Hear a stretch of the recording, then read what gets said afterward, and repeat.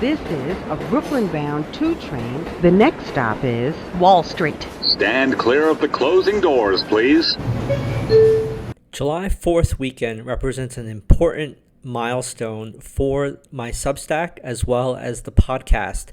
Over 200 episodes later, I wanted to celebrate with everyone and offer a 40% discount on the annual billing plan for the premium content. Now, if you've been following me prior to the podcast, you'll know, in addition to the writing, I've always wanted to start a podcast because I couldn't find a financial product or podcast that discusses the markets without going into politics and without advertising all over the place. And typical financial podcasts last over an hour. So I wanted to, first I was looking for a content creator that had one that, summed everything up in 10 to 15 minutes every day that I can listen to on my dog walk, on my exercise, or just with a cup of coffee in the morning. And I could not find it. And I felt I could do a better job. So I stopped, pausing and delaying myself because I had every excuse in the world not to start. However, with your support of both the paying and free subscribers who have helped grow this channel and this podcast, I want to thank everyone. And for those that want to experience the paid content, which has both written form and long form unlocked podcast content, I would like to offer this 40% off, which comes to basically 37 cents per day. This promotion will be valid until midnight of July 4th, and it will be only the annual billing. So it will come to $144 billed annually, which basically, if you don't have a calculator, comes to $12 per month, or $2.77 per week, or 39 cents per day.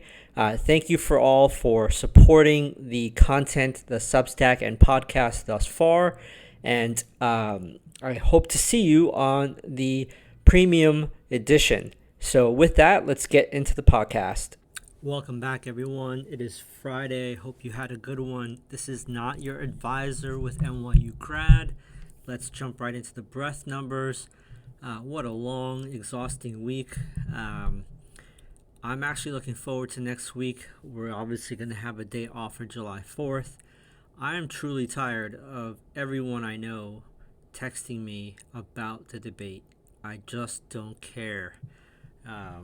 But anyway, I hope the news flow surrounding that stops fairly soon, but I doubt it. So looking at breadth, we had 596 new highs versus 235 new lows. 51% of stocks were advancing versus 45% declining.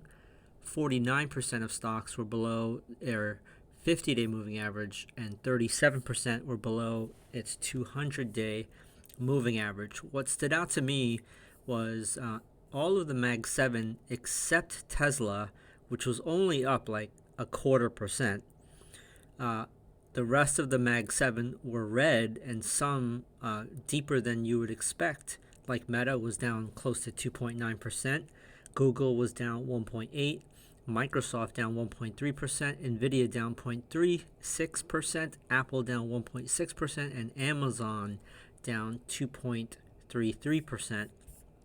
Taking a quick look at the sector analysis now, I noticed at the end of the day, they really, really tried to save the sell-off and tried to bid the market higher. It's the end of the week, end of the month, end of the quarter.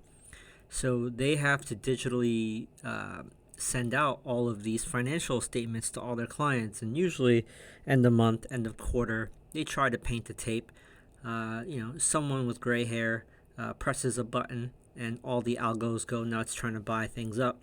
But looking at the one-day performance, real estate led to the upside, but that's bouncing off of a recent sell-off, Financials were up 0.35%. Energy was up 0.3%.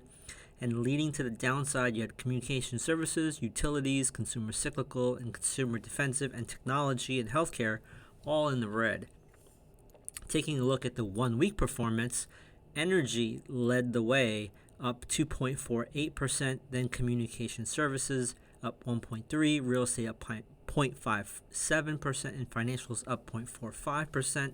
Utilities, consumer, defensive, industrials, and basic materials led to the downside, all down between 0.5 and 0.9%. Technology for the week was basically break even, down minimally 0.03%. Now, looking at the 1 month or the quarterly performance, technology led for the 1 month performance up 6.22%. Then it was real estate up 4.05%, communication services up 3%, healthcare up 2.9%. And if you look at the quarter for ending today, you had technology up 11%, communication services up 10.5%. I don't think that they're going to be able to continue this momentum, quite honestly, but you never know. If you look at the half-year performance, tech is up 24%, communication services up 22%. It's pretty ridiculous, pretty wild. Let's keep peeling the onion here. So I'll kind of go through what was strong, what was weak. Let me just pull that up real quick. Actually, I take that back. I'm having some Wi-Fi difficulties right now where I am recording the session. So I will post on the show notes all of those list of strong and weak.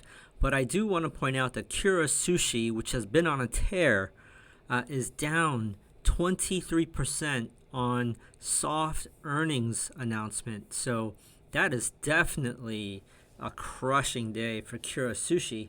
I've never eaten there, but they have been in a bull phase for months now. So apologies that I can't go through what was weak, what was strong today, but I will have it in the show notes later tonight. For the free members, continue to watch the Mag 7, keep watching yields. The tech layoffs are continuing to ramp higher.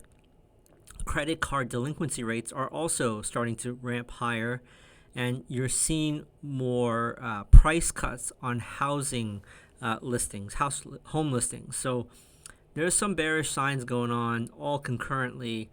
But yeah, hopefully you'll have a restful weekend. I'll see you all after the Monday session. And premium members, please stay on. I have about 30 plus charts to go through today. That's my train. Stand clear of the closing doors, please.